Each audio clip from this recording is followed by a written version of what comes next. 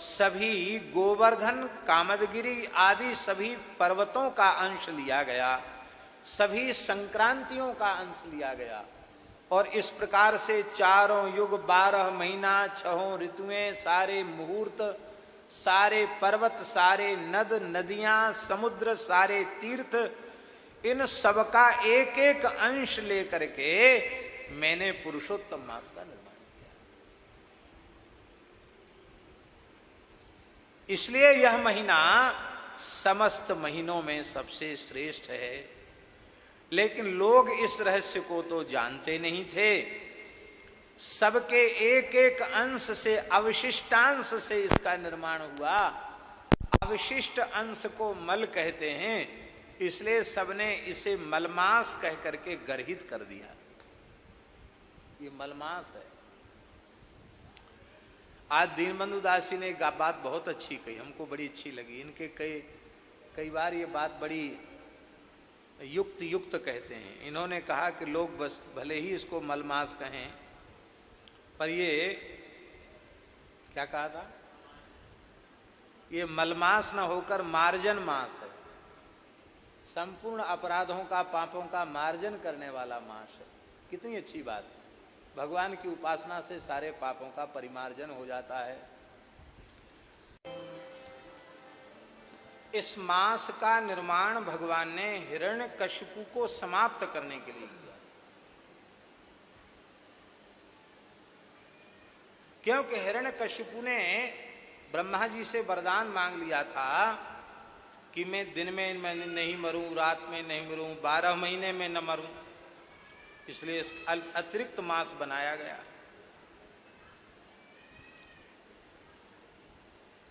तो सभी महीनों ने इसको, अरे तुम अस्पृश्य हो, दूर रहो, तुम मलमास हो। तो ये बड़ा दुखी हुआ।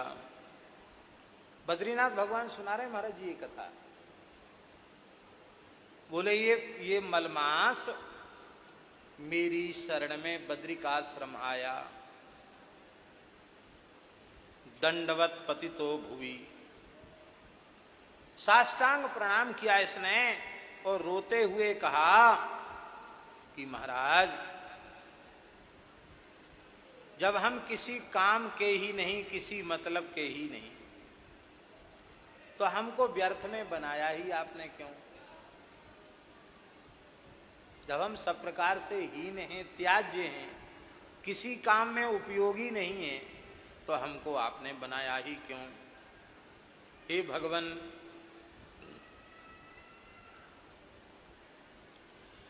हिरण्यकशिपु दैत्य का वध तो आपने कर ही दिया, आपका प्रयोजन पूर्ण हो गया,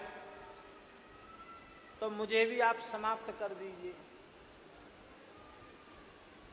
मुझे क्यों रखना? मुझे किस लिए रखना? तो महाराज,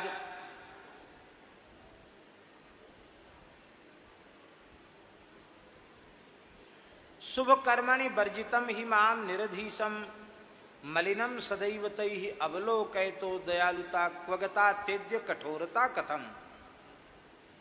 हे भगवान, मैं शुभ कर्मों में वर्जित हूं, मेरा कोई स्वामी नहीं है, मैं मलिन हूं। इसलिए भगवान आपके चरणों की शरण में हूं, रो रहा हूं। आपकी दयालुता कहां चली गई? हमको रोते हुए देखकर भी आपको दया क्यों नहीं आ रही है? आपने कठोरता क्यों धारण कर ली है? हे भगवान, मैं आपकी शरण में हूं।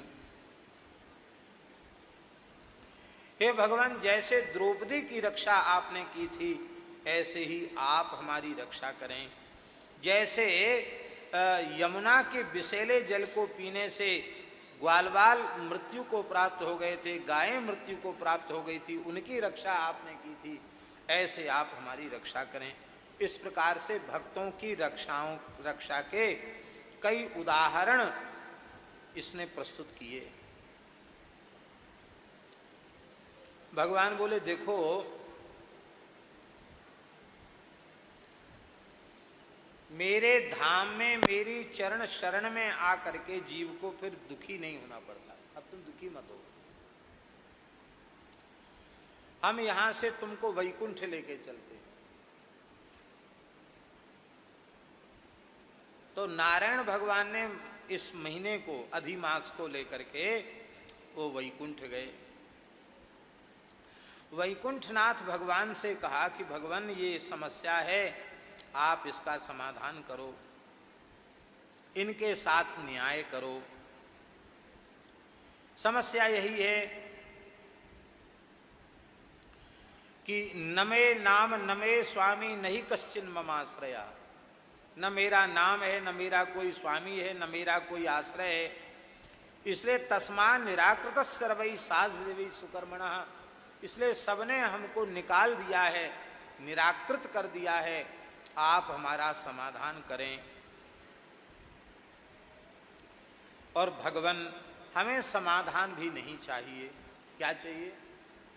तो इस महीने ने कहा मरिष्येहम मरिष्येहम मरिष्येहम पुनः पुनः, बस मैं तो मर जाऊंगा मर जाऊंगा मर जाऊंगा। है? बहुत दुखी होता है ना व्यक्ति, तो बार बार यही कहता कि मैं तो मर जाऊं सोई अच्छा, मैं तो मरी जाऊं मरी जाऊं मरी जाऊं, ऐसे बोलने लगे है, मैं मर जाऊं। भगवान हंसने लगे। भगवान ने कहा देखो तुम दुखी मत हो, हम तुमको भगवान श्री कृष्ण के पास लेके चलते। अब ध्यान से सुने, इतनी बढ़िया कथा है। इस महीने का ने अपनी समस्या का निवेदन कहाँ किया? बद्रीनाथ में। बद्रीनाथ जी लेके गए वैकुंठ। वैकुंठनाथ भगवान ने क्या कहा कि तुमको गोलोक लेके चलते। श्री मुरली मनोहर द्विभिज जो श्री कृष्ण हैं वे पुरुषोत्तम हैं, संपूर्ण ब्रह्मांडों के अधिपति हैं, उनके पास हम ले चलते हैं, क्योंकि सबके निर्माता तो वही हैं, इसलिए वे ही समाधान करेंगे, सबका बीज वही हैं। अब तो महाराज गोलोक में आ गए। यहां गोलोक का बड़ा सुंदर वर्णन है। अब बहुत लंबा चौड़ा वर्णन है, उस वर्णन को करने का अवसर भी नहीं है। केवल इतने से आप अनुमान लगा लीजिए कितना सुंदर वर्णन है गोलोक का। त्रिकोटि योजना यामो विस्तीर्णो मंडलाकृति, जिस रास मंडल पर श्री राधा रानी के सहित श्याम सुंदर विराजमान हैं, वो रास मंडल 3 करोड़ योजन लंबा चौड़ा है। योजन जानते हो कितने का होता है?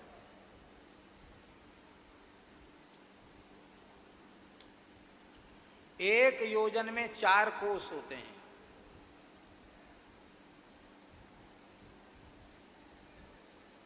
तो 12 करोड़, 4 तिया 12, नहीं 4 चौको 16 हुआ ना, 16 करोड़, 16 करोड़ कोश लंबा चौड़ा है भगवान श्री कृष्ण का रासमंडल गोलोक धाम में। अब इस 16 का एक कोस में 3 किलोमीटर होते हैं। अब इसका किलोमीटर निकालो तो कितना हुआ? हैं?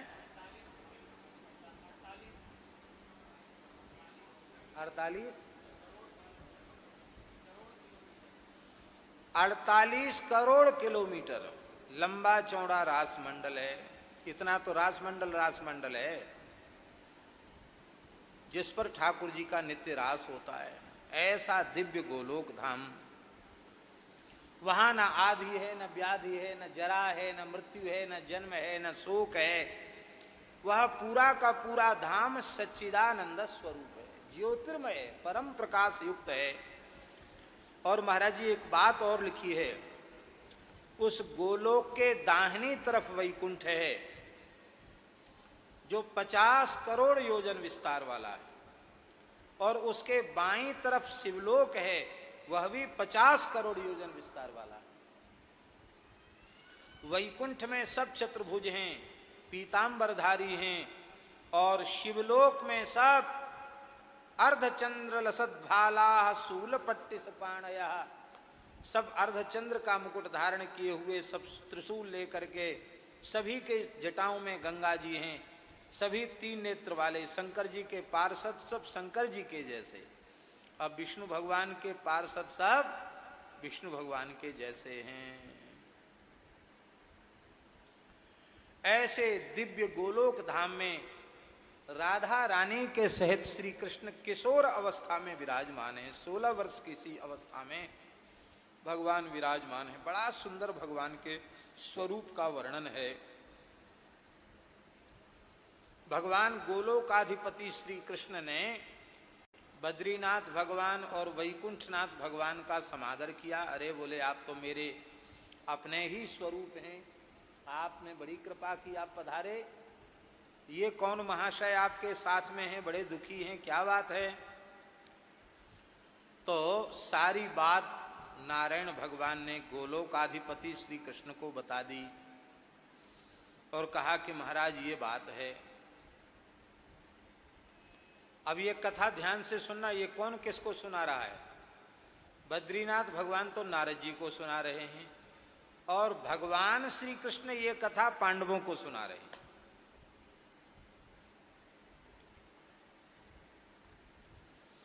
वृंदावन वनाभ्यंते रास मंडल संस्थितम लसत पीतपटम सौम्यम त्रिभंग ललिताकृतम रासेश्वरम रसावासम रासोल्लास स्मुत्सुकम द्विजवम द्विभुजम मुरली हस्तम पीतवास समुच्युतम। पीतांबरधारी भगवान श्री कृष्ण हैं। जब भगवान ने पूछा तो सारी बात बता दी गई। महाराज जी यह सुनते ही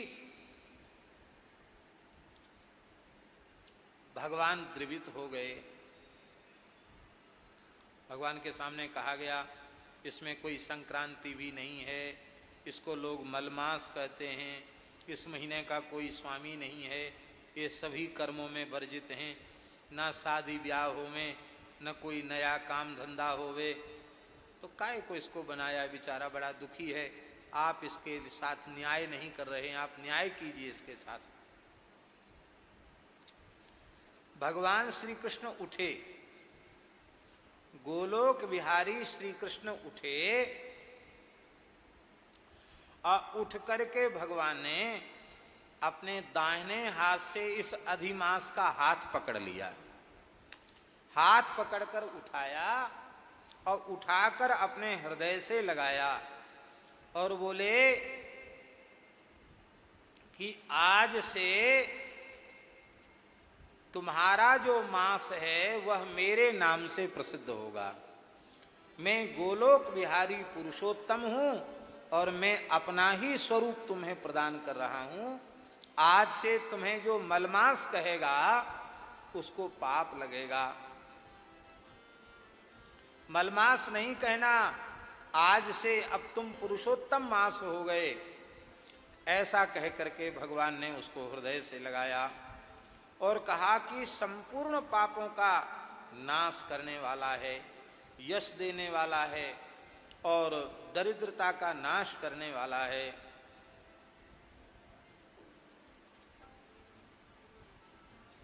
बोलो पुरुषोत्तम मास की जय। और महाराज जी एक बात लिखी है यहाँ, भगवान बोले सभी युग, सभी ऋतुएं, सभी 12 महीने, सभी संक्रांतियां, मैं सबका सम्राट तुम्हें बना देता हूं। अब तुम सर्वोपरि हो जाओगे, तुमसे आगे कोई नहीं, सबसे आगे तुम, सबका राजाधिराज बना करके हम तुमको धरती पर भेज रहे हैं। तो भगवान जब इतने पवित्र महीना है तो सब काम इसी में क्यों न किए जाएं? इसमें और नए काम की, नया मकान बनाओ, भूमि पूजन करो, ये सब मना क्यों है? फिर बड़ा बढ़िया उत्तर दिया है महाराज जी यहाँ। वो कहते अकाम सर्वे मासाः सकामाश्च निष्कामोयम मया कृतः। सभी महीना कामनाओं के लिए हैं, कि जो जो कामना की पूर्ति है तो सब देखो। अब सारे महीनों में तो कोई न कोई मुहूर्त है ही है, और मुहूर्तों का नाम लेकर लोग किसी न किसी चक्कर में फंसे रहते हैं, संसार के काम में फंसे रहते हैं। अब ये 1 महीना ऐसा भगवान ने दे दिया कि इसमें न शादी ब्याह का चक्कर है, न कोई नए प्रतिष्ठान बनाने का चक्कर है, न किसी संस्कार का चक्कर है। इसमें 1 महीना तक निष्काम भाव से केवल और केवल भगवान की उपासना।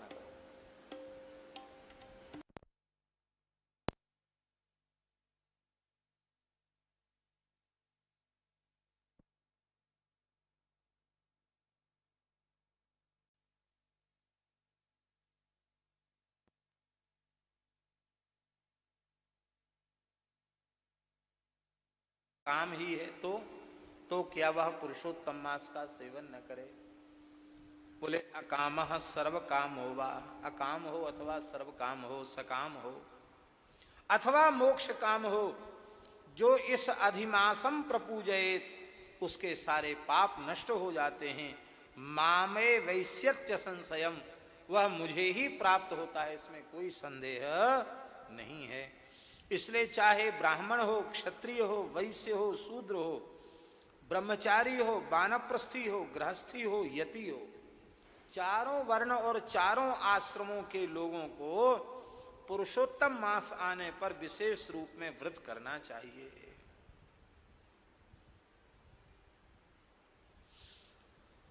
फलपत्रा नीलाहारा काम क्रोध विवर्जिता जितेंद्रिय चया सर्वे प्रावृट काले निराश्रया।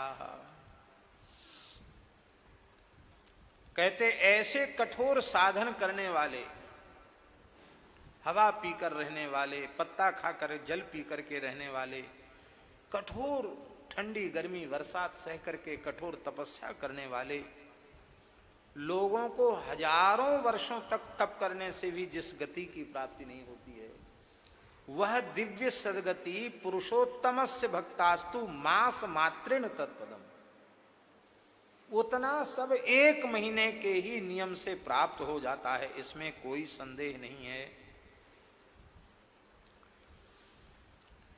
इस प्रकार से ये सारी बात बताई, और एक बात और बताई कि जो पुरुषोत्तम मास का अपमान करेगा वह मेरा ही अपमान करने वाला है।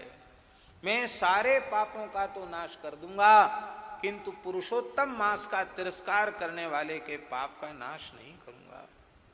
पुरुषोत्तम मास का आदर अवश्य करना चाहिए, इसमें मेरी उपासना में विलंब नहीं करना चाहिए, अवश्य मेरी उपासना करनी चाहिए।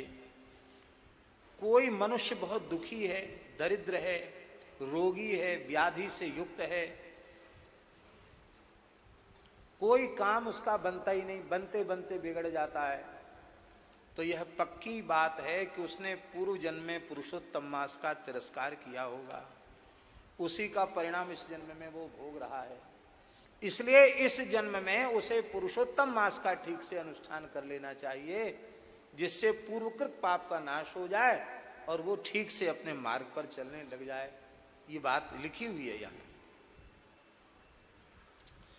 और महाराज जी लिखा है, स्त्री हो, पुरुष हो, बालक हो, युवा हो, वृद्ध हो, पुरुषोत्तम मास में जो स्नान, दान, अर्चन आदि करेंगे उनका किया गया सारा पुण्य अक्षय हो जाएगा।